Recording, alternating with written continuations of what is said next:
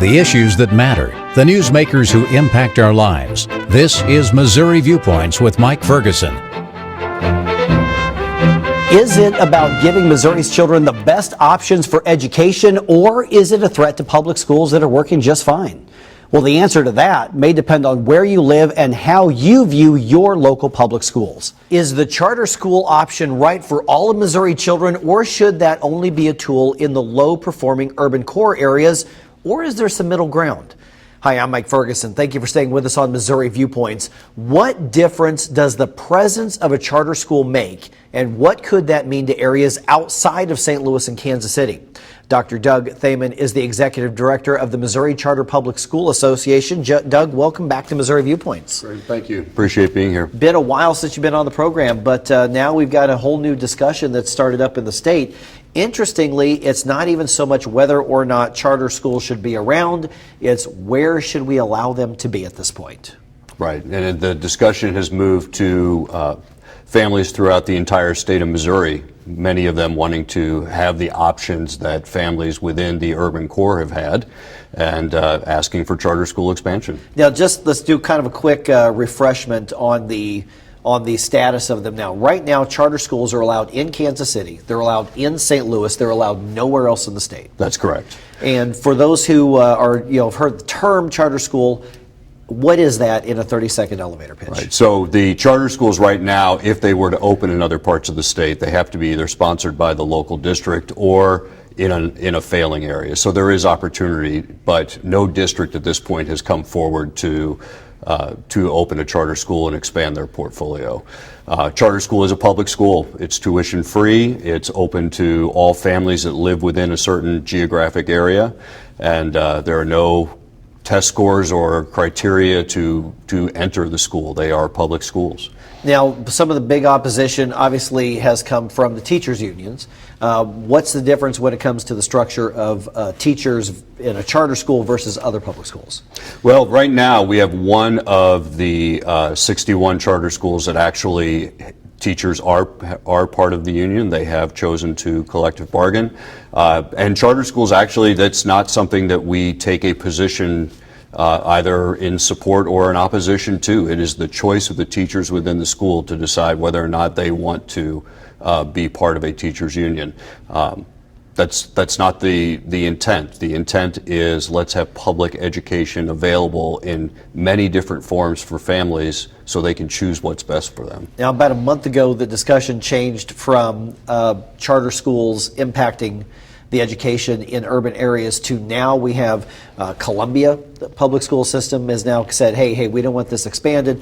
We've got Representative Nate Walker from the Kirksville area saying we don't want this option in the northeast part of the state because it could, in his words, it could take funds and resources away from public schools, which he says are doing just fine. So when you hear people say, wait a minute, if there's a charter school, then that money goes to the charter school and the traditional public schools will lose out, and that's the opposition you're running into. What's the answer to that? Well, that's the opposition's argument, is it's about money, which is a shame because it should be about kids.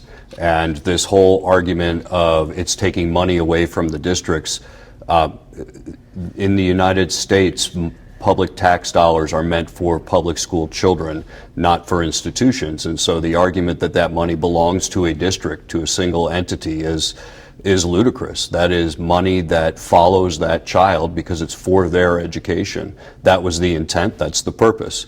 I always find it kind of humorous that on the other side, when a child is enrolled in a private school and parents are paying that tuition, their public tax dollars stay with the public district institution, and they certainly don't argue that or see that as an issue or offer to give that money back. So we're talking out of both sides of the mouth there. And again, this is about kids. This is about their education. This is not about dollars and cents. So what can charter schools provide in terms of options for education or otherwise that the public schools, traditional public schools, maybe aren't able to do right now? I wouldn't even say that it's something they can provide that is can't be provided through a district. There are some fine districts, there are some fine schools in districts. It's options. What the charter schools can do is provide some different innovative options. They can provide with a little bit more autonomy, some different programs. They are more focused on what's happening within those individual school buildings. They can provide choices for families. And if a family looks at an excellent traditional district school and a public charter school and says, okay, of these two, the district school is the best for my child, that's great. And if it's the charter school that's the best for their child, that's great too. But we want families to have that choice. We're visiting with Dr. Doug Thaman from the Missouri Charter Public School Association. Last few minutes we have right here, let me go over some of the criticisms I'm sure that you've heard over and over again, but let's go ahead and just kind of talk about them. One is, well, charter schools get to pick and choose which students come in. They don't have to, for instance, serve some of the disabled students or some of the kids who have chronically low scores, and they're able to kind of create the classroom that makes them look better than the typical public schools who have to take everybody.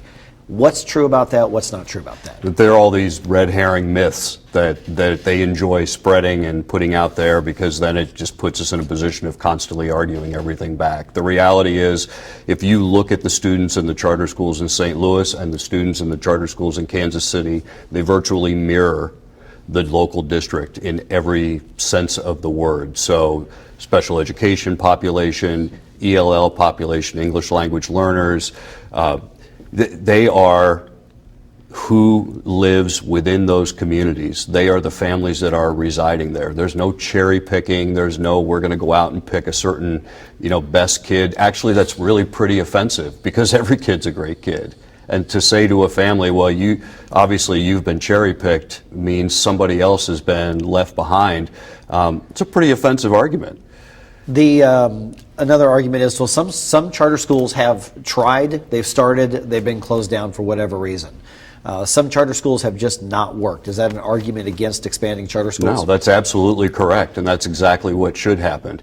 There are low-performing district schools that have perpetuated for decades in mediocrity, and nothing's been done about those. And we're not worried about that. I would much rather see a poor-performing school close, and let's find a better option for those kids, as opposed to waiting until they're trying to enter into college and they can't get in because they're reading at a third grade level. When it comes to the education here, when you've mentioned, of course, a lot of this comes down to school choice, whether it's vouchers or charter schools or education savings accounts or whatever the case is, and I'm not going to get into those areas because that's not your wheelhouse. Right. When it comes to the charter school system, why is it important for that option, in your view, to be available statewide and not just in the urban areas? Because there's a lot of school districts in rural areas that are doing just fine. I think it comes down to two reasons. One is for choice. One is families in this country should be entitled to choice. They should have options. We make options, we make decisions every day, choices every day. And the other is, that's the way the system helps to improve. St. Louis Public Schools just received their accreditation back, which is a great thing. It's no secret that there's 30 charter schools in St. Louis, and I think that's helped to push them to improve. So now you have a much stronger system in total for all public schools. Now, if somebody wants to get in touch and learn more about what you all do, what's the way to do it? There are a couple different ways, but it's best to visit our website at mocharterschools.org, and there's information there, including ways that they can reach out and be in contact with us, and lots of good information. All right, Doug, thank you for the time and Thank the you. perspective. All right, so what do you think? Should we allow charter schools in suburban or even rural areas? That discussion keeps going on the Missouri Viewpoints Facebook page once we sign off the air here. Be sure to like the show and get involved in the conversation. On behalf of Lindenwood University Television, thank you for being a part of Missouri Viewpoints. I'm Mike Ferguson, and we'll talk to you again next week.